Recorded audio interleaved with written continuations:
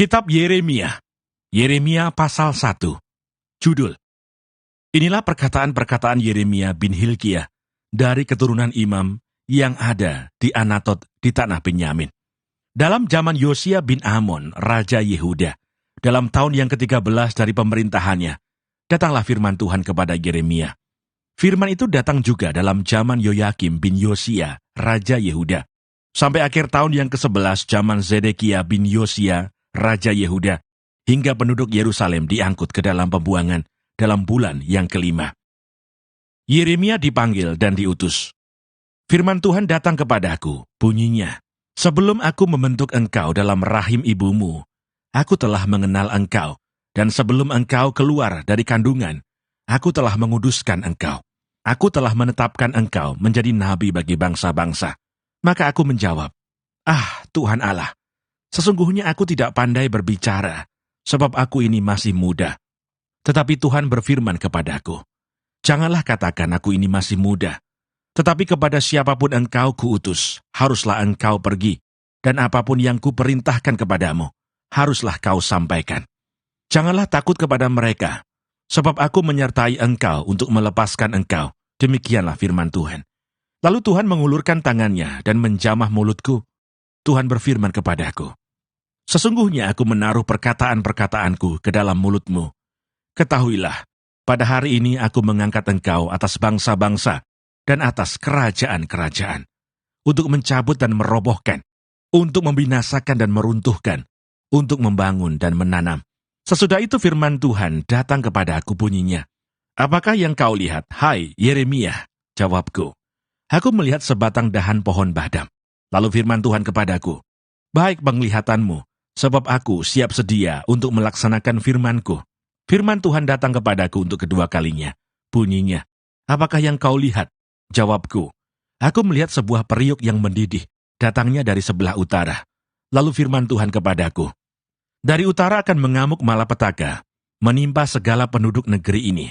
Sebab sesungguhnya, aku memanggil segala kaum kerajaan sebelah utara." Demikianlah firman Tuhan.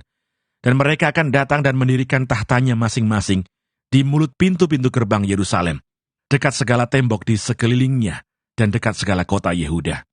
Maka aku akan menjatuhkan hukumanku atas mereka, karena segala kejahatan mereka, sebab mereka telah meninggalkan aku, dengan membakar korban kepada Allah lain, dan sujud menyembah kepada buatan tangannya sendiri. Tetapi engkau ini, baiklah engkau bersiap, bangkitlah dan sampaikanlah kepada mereka segala yang kuperintahkan kepadamu. Janganlah gentar terhadap mereka, supaya jangan aku menggentarkan engkau di depan mereka. Mengenai aku, sesungguhnya, pada hari ini, aku membuat engkau menjadi kota yang berkubu, menjadi tiang besi dan menjadi tembok tembaga, melawan seluruh negeri ini, menentang raja-raja Yehuda dan pemuka-pemukanya, menentang para imamnya dan rakyat negeri ini. Mereka akan memerangi engkau, tetapi tidak akan mengalahkan engkau, sebab aku menyertai engkau untuk melepaskan engkau." Demikianlah firman Tuhan. Yeremia pasal 2. Israel murtad kepada Tuhan. Firman Tuhan datang kepadaku, bunyinya, "Pergilah, memberitahukan kepada penduduk Yerusalem dengan mengatakan, beginilah firman Tuhan, aku teringat kepada kasihmu pada masa mudamu, kepada cintamu pada waktu engkau menjadi pengantin, bagaimana engkau mengikuti aku di padang gurun, di negeri yang tiada tetaburannya.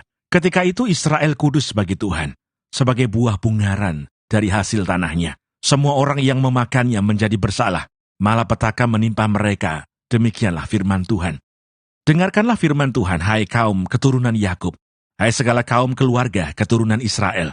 Beginilah firman Tuhan, apakah kecurangan yang didapati nenek moyangmu padaku, sehingga mereka menjauh daripadaku, mengikuti dewa kesia-siaan, sampai mereka menjadi sia-sia, dan mereka tidak lagi bertanya, di manakah Tuhan yang menuntun kita keluar dari tanah Mesir, yang memimpin kita di padang gurun, di tanah yang tandus dan yang lekak-lekuk, di tanah yang sangat kering dan gelap, di tanah yang tidak dilintasi orang, dan yang tidak didiami manusia. Aku telah membawa kamu ke tanah yang subur, untuk menikmati buahnya, dan segala yang baik daripadanya. Tetapi segera setelah kamu masuk, kamu menajiskan tanahku. Tanah milikku telah kamu buat menjadi kekejian. Para imam tidak lagi bertanya, "Di manakah Tuhan?" Orang-orang yang melaksanakan hukum tidak mengenal aku lagi, dan para gembala mendurhaka terhadap aku. Para nabi bernubuat demi Baal. Mereka mengikuti apa yang tidak berguna. Sebab itu aku akan berbantah lagi dengan kamu. Demikianlah firman Tuhan. Dan dengan anak cucumu aku akan berbantah. Menyeberang sajalah ke tanah pesisir orang Kitim, dan lihatlah, suruhlah orang ke Kedar, dan perhatikanlah dengan sungguh-sungguh. Lihatlah, apakah ada terjadi yang seperti ini? Pernahkah suatu bangsa menukarkan Allahnya, meskipun itu sebenarnya bukan Allah? Tetapi umatku menukarkan kemuliaannya dengan apa yang tidak berguna. Tertegunlah atas hal itu, hai langit, menggigil dan gemetarlah dengan sangat. Demikianlah firman Tuhan. Sebab 2 kali umatku berbuat jahat. Mereka meninggalkan aku, sumber air yang hidup, untuk menggali kolam bagi mereka sendiri, yakni kolam yang bocor, yang tidak dapat menahan air. Adakah Israel itu budak atau anak budak? Maka mengapa ia menjadi rampasan? Terhadapnya singa-singa muda mengaum, menyaringkan suaranya. Negerinya dibuat orang menjadi tandus, kota-kotanya terbakar, tidak lagi berpenduduk. Bahkan orang-orang Memphis dan Tahpanhes telah menggundul batu kepalamu. Bukankah engkau sendiri yang menimpakan ini ke atas dirimu, oleh karena engkau meninggalkan Tuhan Allahmu, ketika ia menuntun engkau di jalan? Dan sekarang apakah untungmu untuk pergi ke Mesir, hendak meminum air sungai Nil? Dan apakah untungmu untuk pergi ke Asyur, hendak meminum air sungai Efrat? Kejahatanmu akan menghajar engkau, dan kemurtadanmu akan menyiksa engkau. Ketahuilah dan lihatlah betapa jahat dan pedihnya. Engkau meninggalkan Tuhan Allahmu, dan tidak gemetar terhadap aku. Demikianlah firman Tuhan Allah, semesta alam. Sebab dari dahulu kala, engkau telah mematahkan kukmu, telah memutuskan tali pengikatmu, dan berkata, aku tidak mau lagi diperbudak. Bahkan di atas setiap bukit yang menjulang, dan di bawah setiap pohon yang rimbun, engkau berbaring dan bersundal. Namun aku telah membuat engkau tumbuh sebagai pohon anggur pilihan, sebagai benih yang sungguh murni.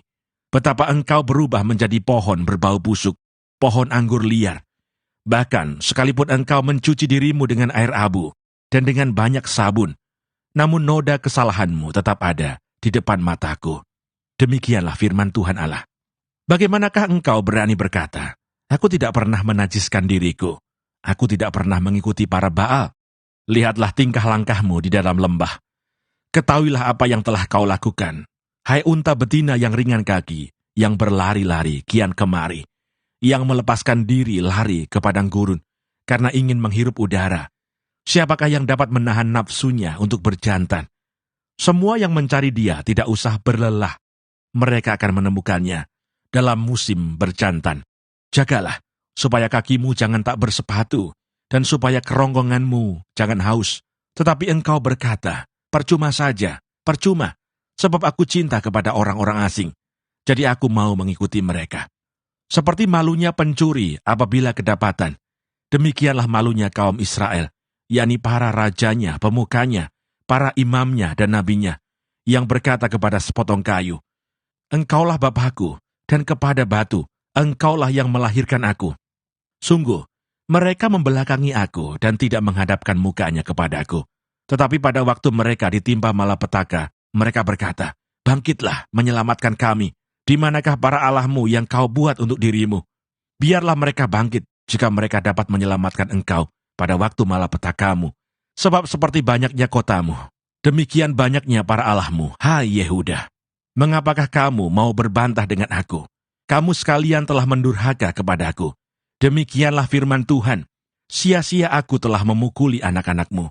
Hajaran tidaklah mereka terima. Pedangmu sendiri telah memakan habis para nabimu, seperti singa muda yang memusnahkan. Keturunan apakah kamu ini? Perhatikanlah firman Tuhan.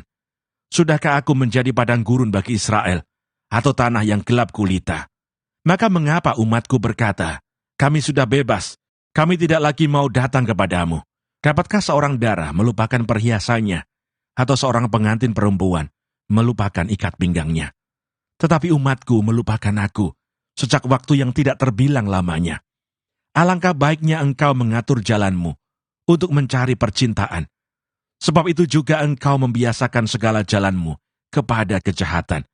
Sampai-sampai pada bajumu terdapat darah orang-orang miskin yang tidak bersalah. Bukan waktu mereka membongkar untuk mencuri kau dapati mereka. Meskipun semuanya itu demikian, engkau berkata, aku tidak bersalah. Memang, murkanya telah meninggalkan aku. Sesungguhnya, aku akan membawa engkau ke pengadilan. Oleh karena engkau berkata, aku tidak berdosa. Alangkah ringannya kau pandang untuk mengubah tingkah langkahmu. Juga karena Mesir, engkau akan menjadi malu. Seperti engkau telah menjadi malu karena Asyur. Dari sana pun juga, engkau akan keluar dengan mengangkat tanganmu. Sebab Tuhan telah menolak mereka yang telah kau percayai, dan engkau tidak akan berhasil dengan mereka. Yeremia pasal 3. Pertobatan kepada Tuhan. Firman-Nya, jika seseorang menceraikan istrinya, lalu perempuan itu pergi daripadanya dan menjadi istri orang lain, akan kembalikah laki-laki yang pertama kepada perempuan itu?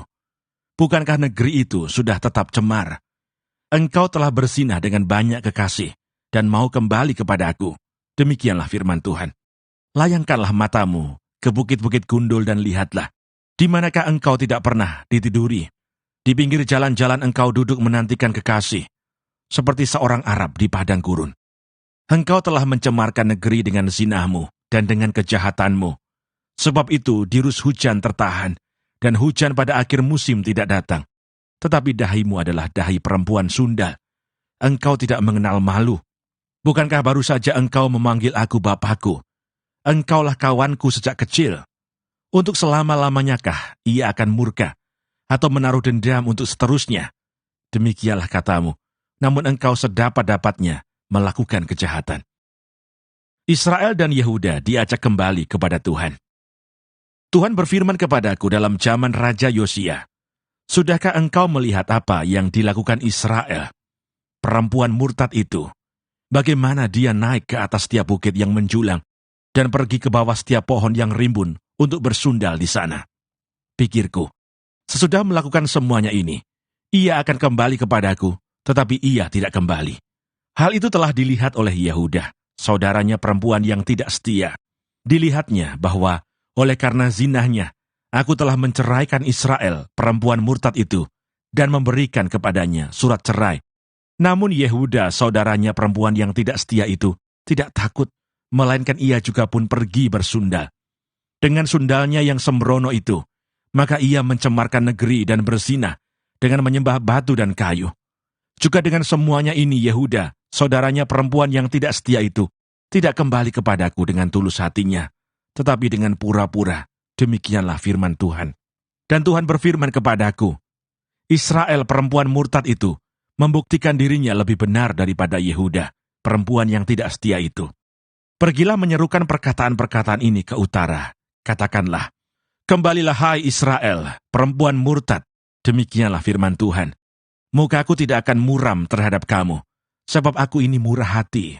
Demikianlah firman Tuhan. Tidak akan murka untuk selama-lamanya. Hanya akuilah kesalahanmu, bahwa engkau telah mendurhaka terhadap Tuhan Allahmu, telah melampiaskan cinta berahimu kepada orang-orang asing di bawah setiap pohon yang rimbun, dan tidak mendengarkan suaraku. Demikianlah firman Tuhan. Umat yang akan datang di Sion. Kembalilah hai anak-anak yang murtad, demikianlah firman Tuhan, karena aku telah menjadi tuan atas kamu. Aku akan mengambil kamu, seorang dari setiap kota, dan 2 orang dari setiap keluarga, dan akan membawa kamu ke Sion. Aku akan mengangkat bagimu gembala-gembala yang sesuai dengan hatiku. Mereka akan menggembalakan kamu dengan pengetahuan dan pengertian. Apabila pada masa itu kamu bertambah banyak dan beranak cucu di negeri ini, demikianlah firman Tuhan, maka orang tidak lagi akan berbicara tentang tabut perjanjian Tuhan. Itu tidak lagi akan timbul dalam hati, dan tidak lagi akan diingat orang. Orang tidak lagi akan mencarinya atau membuatnya kembali. Pada waktu itu Yerusalem akan disebut tahta Tuhan, dan segala bangsa akan berkumpul ke sana, demi nama Tuhan ke Yerusalem. Dan mereka tidak lagi akan bertingkah langkah menurut kedegilan hatinya yang jahat. Pada masa itu kaum Yehuda akan pergi kepada kaum Israel, dan mereka akan datang bersama-sama dari negeri utara ke negeri yang telah kubagikan kepada nenek moyangmu menjadi milik pusaka. Tadinya pikirku, Sungguh aku mau menempatkan engkau di tengah-tengah anak-anakku, dan memberikan kepadamu negeri yang indah, milik pusaka yang paling permai dari bangsa-bangsa. Pikirku, engkau akan memanggil aku, Bapakku, dan tidak akan berbalik dari mengikuti aku. Tetapi sesungguhnya, seperti seorang istri tidak setia terhadap temannya, demikianlah kamu tidak setia terhadap aku. Hai kaum Israel, demikianlah firman Tuhan. Dengar, di atas bukit-bukit gundul kedengaran, tangis memohon-mohon dari anak-anak Israel, sebab mereka telah memilih jalan yang sesat, dan telah melupakan Tuhan Allah mereka. Kembalilah, hai anak-anak yang murtad, aku akan menyembuhkan engkau dari murtadmu. Inilah kami datang kepadamu, sebab engkaulah Tuhan Allah kami. Sesungguhnya, bukit-bukit pengorbanan adalah tipu daya, yakni keramaian di atas bukit-bukit itu. Sesungguhnya, hanya pada Tuhan Allah kita ada keselamatan Israel. Tetapi berhala yang memalukan itu menelan segala hasil jerih lelah nenek moyang kita dari masa muda kita. Kambing domba mereka dan lembu-lembu mereka, anak-anak lelaki dan anak-anak perempuan mereka. Maka biarlah kita berbaring dengan perasaan malu, dan biarlah noda kita menyelimuti kita, sebab kita telah berdosa kepada Tuhan Allah kita, yakni kita dan nenek moyang kita, dari masa muda kita sampai hari ini, dan kita tidak mendengarkan suara Tuhan Allah kita.